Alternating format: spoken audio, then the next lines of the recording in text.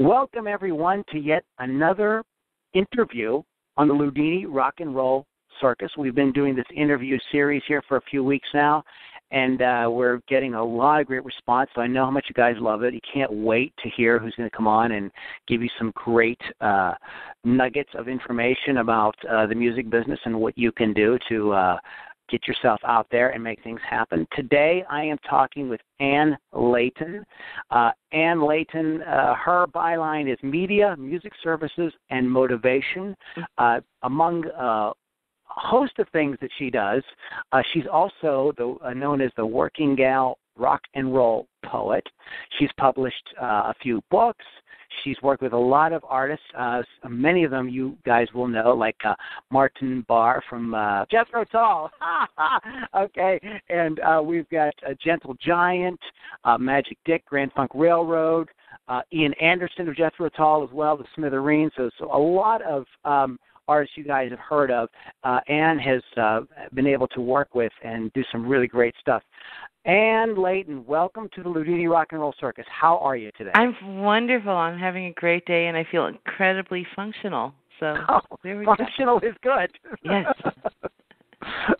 So take us back. How did you get started in the music business? I think it was just what I was propelled to do. Even before I went to college, I was trying out for the local radio station in high school. And when I got to college, I went to the community radio station the end of my first year, and I got an internship there. And the rest is one foot after another. And it's a joyful experience, and here we are. Here we are. Wow. Okay. I think it's 35 or 40 years later. 75, 74-ish. So what is it exactly that you do? What is exactly that you do? Like I'm reading your bio here. It says believes that artists can work within their own means by creating their own career opportunities. So exactly, how do you work with artists? What exactly do you do? Give us a little bit of information. Some of it is serious heavy lifting where you're trying to get the gigs going and you're trying to get a momentum going for indie artists, and it's much different when you're building an independent artist. For 11 years, I built Jan Klose's career from nothing, and now he just signed with a Hollywood manager, and is touring in South Africa and hanging out with the percussionist from Meredith Vieira's show, and he's also in the E Street Band and all that stuff. And so he got there. He got on the map, and he's playing with all these people. But what happened was initially it was making phone calls, calling everybody I knew, making new contacts. I have a line that it's not what you know, but who you know. And if you don't know them, go out and meet them. And that's the truth. And some of those people are receptive and some aren't. You just never know until you knock on a door. So it is making a lot of calls. It's going back to people who passed. One of the people that was a great ally of his ended up to be the folks at Bridge Wednesdays in New Jersey. And it's the same person that booked Outpost in the Burbs. And basically, initially I pitched them on him early on. They passed, and then years later, I pitched him again. There were new people working there, and the same thing happened with WFUV with his last album, and so on. So there's like 500 more examples that I could just point to from specifically his career. But all that repetition, all that building, ended up getting the person known. So there you are. It's 10 years later, and that's how you build a career. So your approach is to create relationships with maybe the sort of I don't know what do I call it, gatekeepers, or the people that are maybe kind of like a few steps up beyond the artist, so that they can kind of. It's one of the approaches. Yeah, it's one approach. I mean, there are the artists also. I mean, Joe Denenzone, that's the other artist whose career we both built together. And Joe did a lot of his own heavy lifting. Right. Joe Denenzone has always been pretty gregarious, and he has really excellent people skills. And that's his strength. But Joe, do you find that's an issue? Do you find that's an issue with a lot of musicians? Is like, yeah, because a lot of us are like on stage, we are like we rule it. But when you get us in a situation where we've got to like call somebody on the phone or talk to somebody, we mumble, we look at the floor. yeah, you have to work on that. You have to work on that. Honestly, Ian Anderson, who everybody knows, or John Hall from Orleans, all those guys have amazing people skills, and they're day to day talking to people they've never talked with before. It's not just the gatekeeper. I mean, what you just said, you're performing on stage. I mean, Joe Denzone is magnanimous with the fans. He goes to the kids, he talks with them, he knows how to make them feel good and listen to them. And because he's such a great communicator, it also comes through on stage, and it is a listening skill, and you do have to work on it off stage. You know, some artists would be a lot further in their careers if they had good people skills. It's when you meet a fan, you go, instead of saying, what job do you have, and you find out that the fan has a job, let's say cutting hair, you don't walk away from that fan. You you get to know that fan. You know, did you ever cut anyone famous's hair? How many haircuts do you do a day? Oh, you're a haircutter. I'm a musician. You know, we both are artists. We both have to please both a haircutter and a musician. You have to please. You have to lift up your customer. The musician just has more customers at the same time for 1 hour. The haircutter has... That's a good way of putting it. They have more customers at one time. I like that. Yeah, you know. So how does, okay, this is a great topic. Like I said, we were just going to talk. Lose it, baby. So how does somebody develop this? I mean, are there, I mean, like, what would you tell somebody to do? It's goal setting. It's like, where are you now in your career? Where do you want to be in 6 months? Where do you want to be in 6 years? Okay, so in 6 months, I mean, where you are now, where you want to be in 6 months, I'm not sure that you're going to headline Madison Square Garden in 6 months, you know, unless I don't know. I don't know, you know. But most people, I mean, I'm looking at Courtney Barnett's climb, and 6 months ago, she was program directors were getting her CD and going, yeah, I'm evaluating it, and the hipster people were getting her CD. She's not yet headlining Madison Square Garden. She headlined maybe a 300 to 700 person venue, or she's on the bill of a lot of these festivals now in this summer, 6 months later. And 2 years ago, and she's still on an indie label in America. And 2 years ago, she was also on the same indie label because they heard that voice. They heard that songwriting, that they heard those guitar chops, and they knew that there was something that nobody had, you know. So it was step by step, and probably what happened was she released her record on her own, and she kept knocking on doors in America and seeing who might let her play here, or someone would distribute her record, and there were enough people that said yay in the formative thing that they helped her.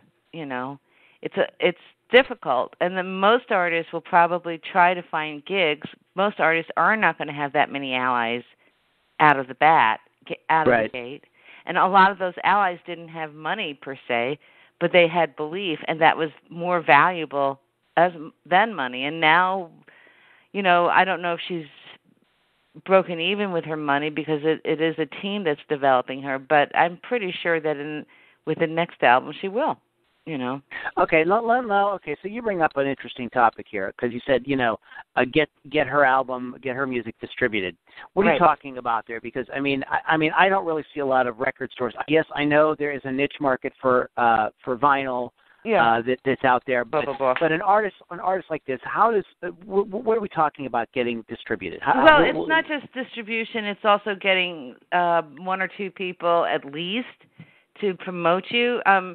You know, I sort of laugh when somebody says, "Oh, I've signed to this little label in foreign country. I've signed to this little label in Japan," and the label says that they have international distribution. Okay, so with this distribution, that means you're getting the product in stores in Poland, that what this international distribution of this Japanese label means? How many CDs are they really pressing up? How much money are they spending on it? Not much to press up the CDs if you're an indie artist. And then, like, maybe there may be 3 stores throughout Poland that are going to carry 1 CD just in case it sells, just in case somebody from the internet discovers you. But there is nobody working that CD in Poland, and there is nobody trying to find you a gig in Poland that's based in Poland. You know what I'm saying? So you're saying these micro labels just don't really have, they're not really worth it? Is that what you're sort of saying? Unless you have real allies set up there, it's not worth it. Okay. I mean, it's a wing and a prayer, and it's hopeful, you know. And I keep trying and knocking on doors for, you know, things that can be developed. And if I'm not, then maybe the way is to get free music, to get your music in a soap opera in Europe, in Poland, and whether or not you make money on it. You know, get that song placed on a TV show or a movie in Poland, if someone's willing to do it even for free, you know, because they're not going to do your whole catalog. You can supply 3 or 4 songs that they can use. Right. You know what I mean? Just something that, okay, the only ally I have in this country is someone that's willing to promote it or find gigs.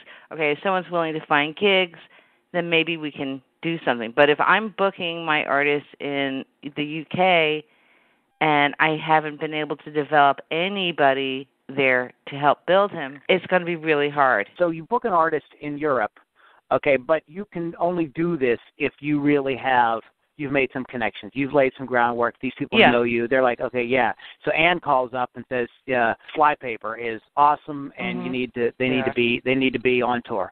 Okay, so we say sure, and so we're going to promote Flypaper because you've created a relationship with X amount of people over there in the business. Is this how it sort of works?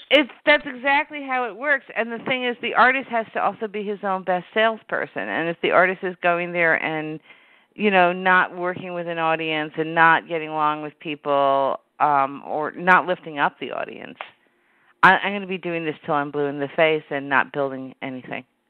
You know, so it's the combination of the artists and the allies that come there. But if I can't get an ally to support this artist, and then each country has their own rules. The UK is amazing because the UK, if I can get the press excited about an artist, then I can build a career there. So that's almost, and if the artist is willing to go there twice a year, let's say. Okay, let me because you've hit so many things that I want to talk about. Just the last 2 sentences. How you said if I can get the press excited about an artist, how do you get the press excited in the UK about an artist? Sending up follow-ups and saying, what do you think? What do you think? What do you think? And it's almost started to happen for Emily Hurd, but there were some limitations to her scheduling. But we had enough between Maverick Magazine and a couple that I can't remember. They liked her. Luzanne Knott, who I did a little bit of publicity for years ago, she got the ultimate, for that time, ally in the UK, which was Whispering Bob Harris. He fell in love with her music.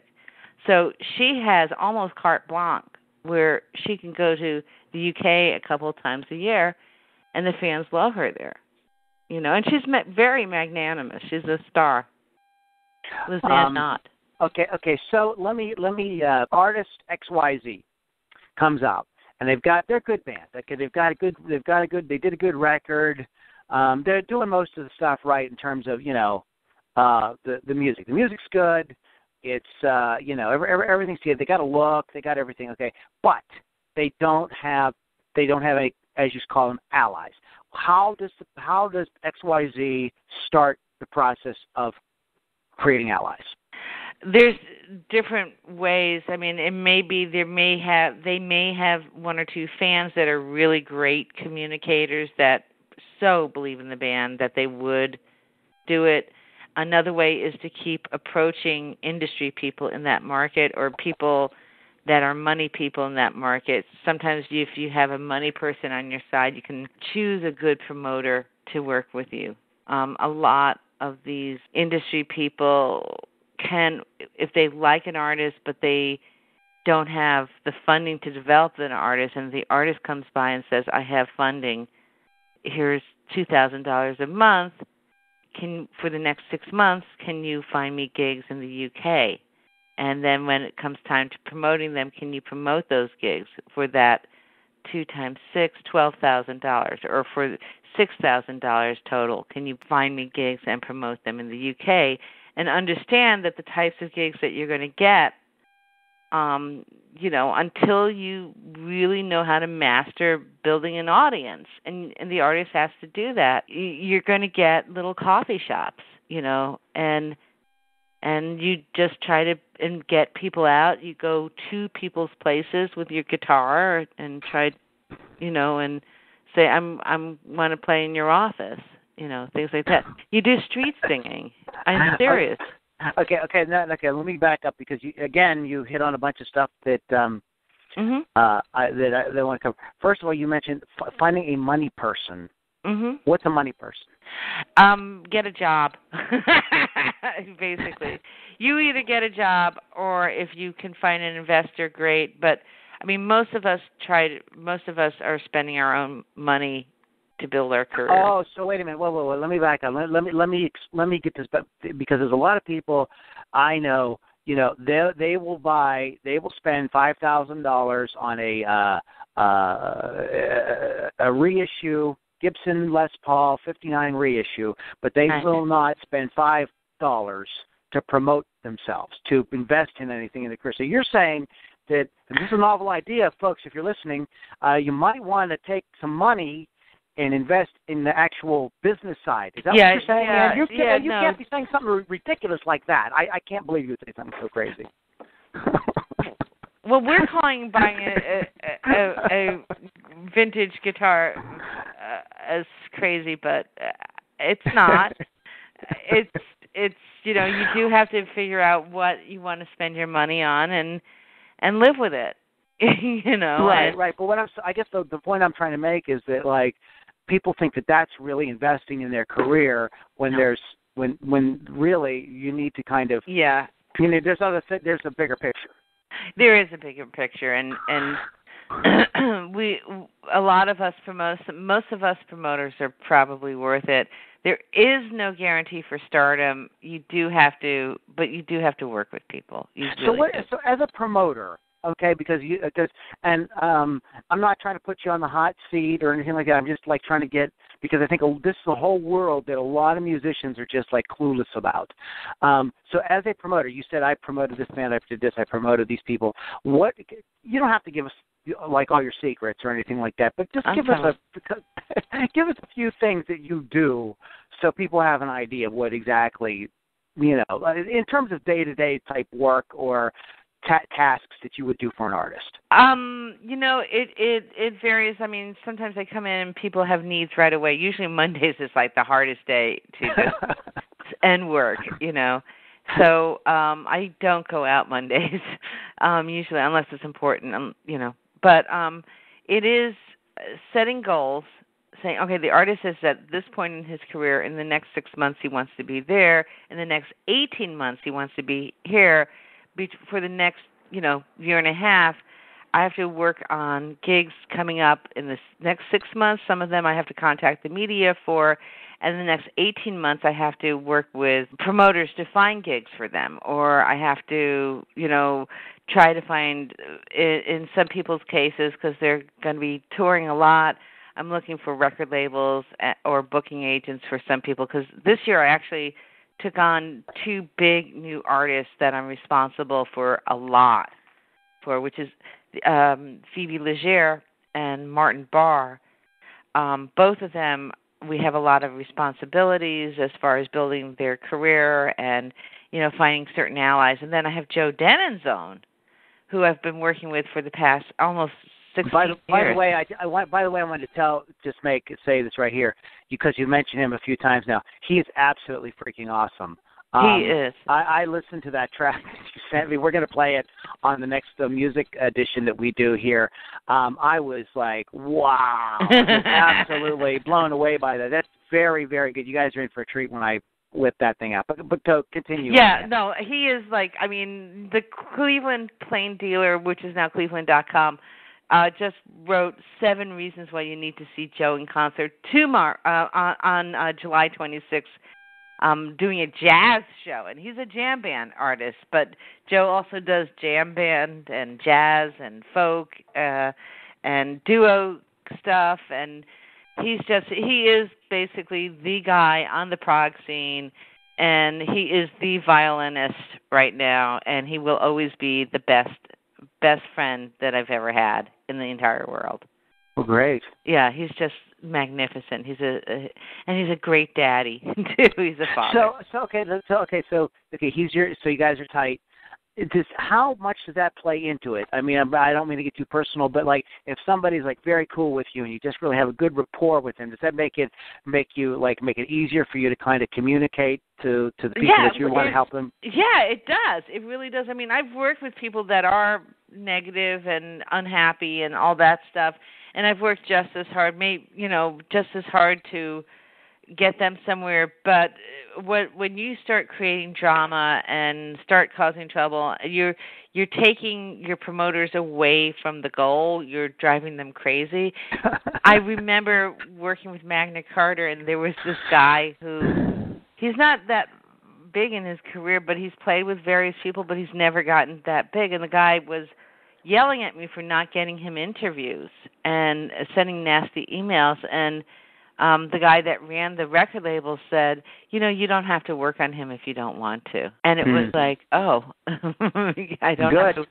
Well, then I won't. Yeah, exactly. I have a mentor friend of mine who always says, yes, it's good to be at the right place at the right time, but it's better to be the right person at the right place. Yeah. At the right time. I said this in a recent radio interview. Our job is to lift people up as artists, as performers. My job as a career builder, if you will, it's to lift people up, and it's not to break people down. Yes, I do have to give feedback to people, and that's another thing. When somebody is impossible to work with, and you're trying to give feedback to them, it's not heard.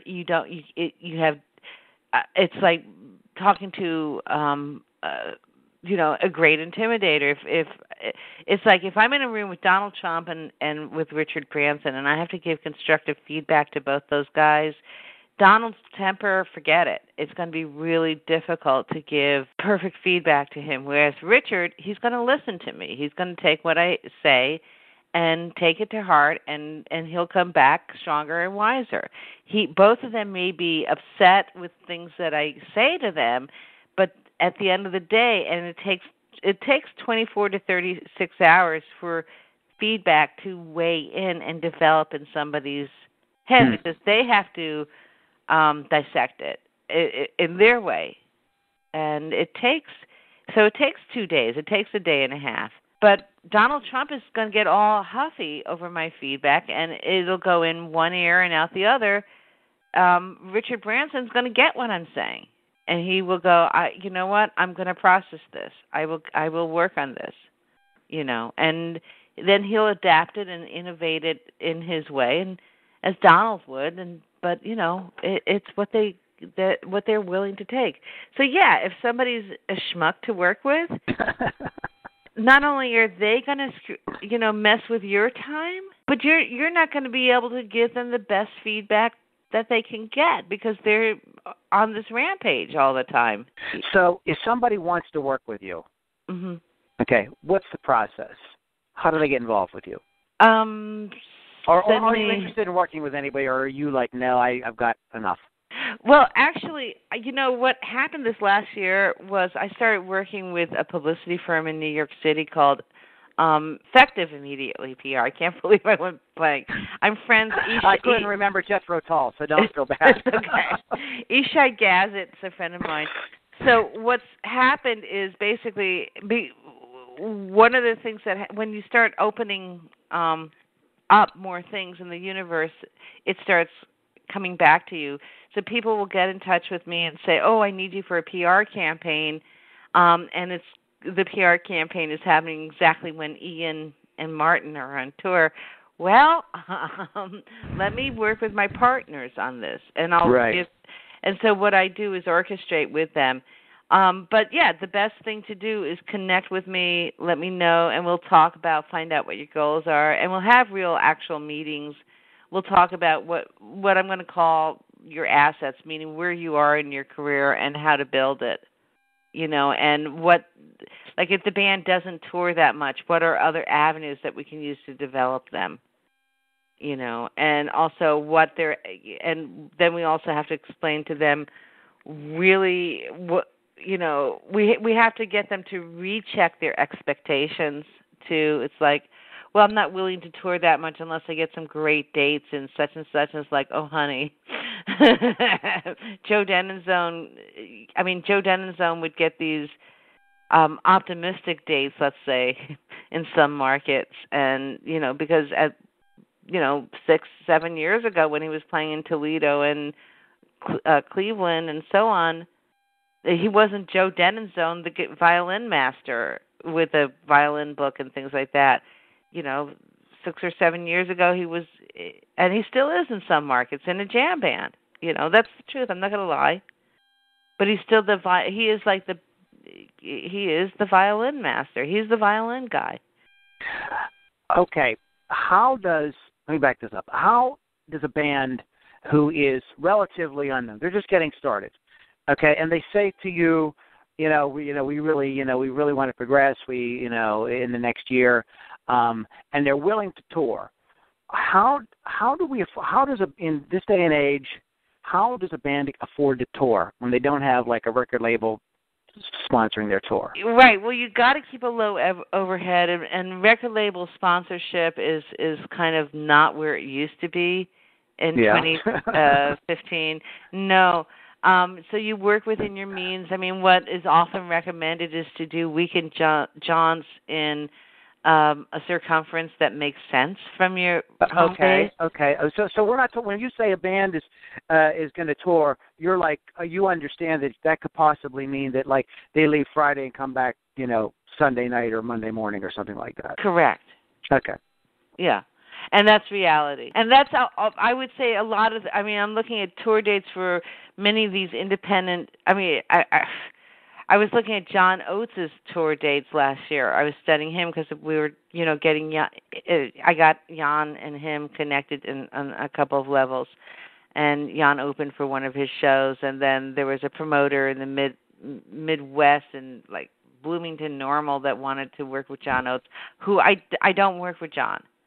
But I would study his tour dates, and it felt like most of his tour dates, solo dates, were like Thursday, Friday, Saturday, and Sunday.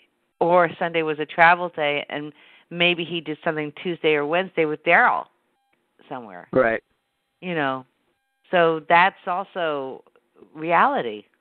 So it's not like it was like, for most artists, like new artists or indie artists, like the typical picture that you of like the touring rock acts in the 70s and 80s, where you went on these tours for months and months and months, and you're going out, you're coming back, now you're going out, you're coming back, you're going out, you're coming back. Well, probably the more famous artists tour that way, like if you're in U2 or something and like Madonna, that. U2, Lady Gaga, right. But look, U2 is only playing Madison Square Garden now. They're not playing Giant Stadium. Yeah, you get it? Right. Yeah. So they, they're only playing Madison Square Garden. And there's markets for everything. This is another thing I'd like to maybe kind of talk about, because I was looking. If you look at your roster, it's a pretty eclectic mix of music. Just because an artist isn't performing a mainstream style of music, it doesn't necessarily mean that they're destined to not have a good career. Right, that's true. That's absolutely true. That's one of the things. That I've got with Joe Denenzone, where on certain levels, jam band, prog rock is mainstream, but on other levels, it's just kind of like he is that violin guy, and he does these sessions, and he's working to support other people with his chops. Okay, but he's got a career. Right. Okay. So you bring up something else. Now, if somebody is also a good instrumentalist, like Joe, does this? Are you able to work with them to kind of like maybe place them in other situations, like working with other artists or something like that? Probably if I didn't have any clients at this point, I would be able to do that. But that's not something you do. It's something more so that Joe does for other violinists, gotcha. other string players. But because he gets gigs and he can't take them. But there have been a couple of times where I've referred like a Jewish wedding guy to Joe and his friend, but they made money. It's a Jewish wedding. What do you want? Oy vey. Did they make money? So there is that. There is a certain amount, but you can do that. The other thing is, there's a bunch of us who are receptors that once in a while somebody may say, hey, I'm like Jim McCarty was looking for a bassist and for the Yardbirds, and he ended up hiring Kenny Aronson, believe it or not, who has played with everybody. And I discovered Kenny from Rick Derringer, but he was but Kenny's got this amazing history, and now he's in the Yardbirds. And then somebody contacted me, and they said they were looking for a pedal steel player. And I wrote to a friend, and my friend said, write to Kenny Aronson. And I'm like, Kenny plays pedal steel? Or steel guitar or something like that. So It was just kind of like, oh. And then Kenny recommended somebody instead because he couldn't do the job, or he was like, I recommend this guy as the best lap player or whatever. So it's just kind of like there is also that word of mouth thing where so-and-so is looking for a drummer. Something like that. Right. What is coming up for you? What's the big stuff on the horizon for your business here in the next few months? What can get people excited about? Okay, so please, I've got a new album from Blackmore's Night coming out on September 18th. I got to ask you because there's rumors going around that Richie is going back to playing rock. Is that true? Or you can't talk about it? No, I don't work with Richie. Okay. I just work with Blackmore's Night. I mean, what I've read I read articles about this French magazine was that Richie was going to do a few days of this rock, was thinking about doing a few days of this rock project. So that's what I know. Okay. So Blackmore's Night has got something coming up. I didn't mean to interrupt you. Go ahead. Yeah, no, it's all good. All Our Yesterdays is the name of the album. There is a new video just up on YouTube called All Our Yesterdays, and you see Candace jamming with all the band members, and she's wonderful, and what a voice. Brenton Woods, speaking of great singing voices, he had that Oogum Boogum hit in the 1960s, and Give Me a Little Sign, and he's got a solo soul jazz album, Old School, coming out. Okay. I'm in love with his singing. I think he's charming to work with, too. And he's such a fine dresser. He does West Coast shows. And I'm keeping my eye out with him, there's one or two things I want to try and help him with. I don't want to say too much. One thing that I am helping him with is he's got a couple of songs on this new CD that I think other artists could do. So I'm plugging some of those songs. Oh, okay, cool. Yeah, I plug songs. Once in a while I work with Alex Boyer. He is right now hot on America's Got Talent. He does covers of pop songs, and he Africanizes them, and it's just festive. So then in the fall I've got Martin Barr and Ian Anderson doing solo dates in the States. Okay. Sounds like you got a lot going on. I'm gonna have to have you back on to talk about your poetry and because you're an artist in your own right, doing your own thing as well. So we're gonna have to get into that. We're gonna have to get into that at another time. Can you give us all? Can you plug it, like all your plugs, all your links, and everything, so that we can promote what you got going on? Well, as far as the poetry goes, yes, I am coming out with a poetry book this late summer. It's called The Leighton Explosion. My website will have info about that. And it also has links on the press release pages as well as the writer's page. So my website is ANNELEIGHTON, T as in Tom, O-N as in Nancy, Anne Leighton.com. Okay. And your blog, let's go ahead and plug that because there's more about your poetry and stuff there. That's Working Gal Rock and Roll, very simple, at blogspot.com. Cool. Yeah, workinggalrockandroll.blogspot.com. Is that how I'm looking at it right now, so yeah, that's what it is. Yeah, that's how it's done. workinggalrockandroll.blogspot.com.